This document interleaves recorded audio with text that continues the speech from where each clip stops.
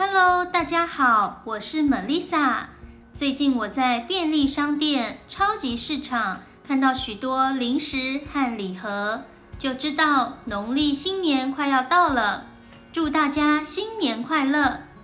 想看看最有新年气氛的地方，就要去逛逛年货大街。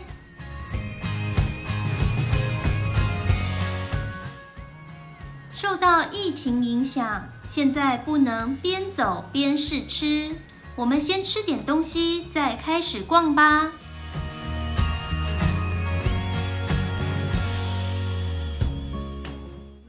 过年前，大家忙着办年货，就是准备过年要用的东西。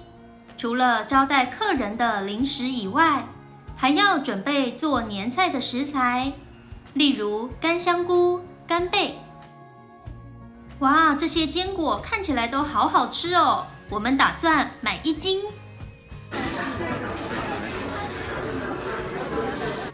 这些都是按重量算的，你可以告诉店员你要买几斤，也可以告诉他们你要买多少钱。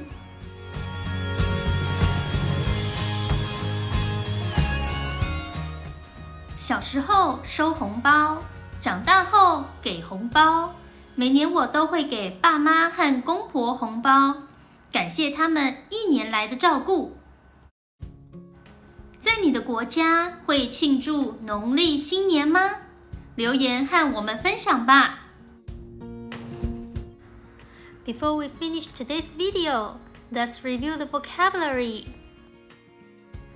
便利商店、超级市场、超市、零食、礼盒、农历新年快要了，祝大家新年快乐，气氛，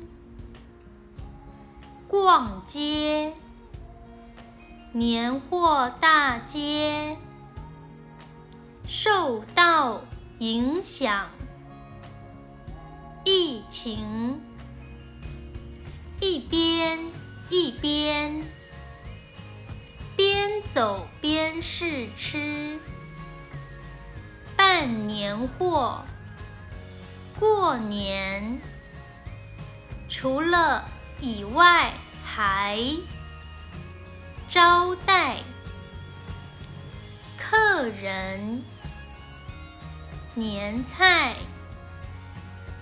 食材，坚果，打算1斤，按算的，重量，店员，小时候，收，红包，长大，爸妈，公婆，感谢，照顾，国家。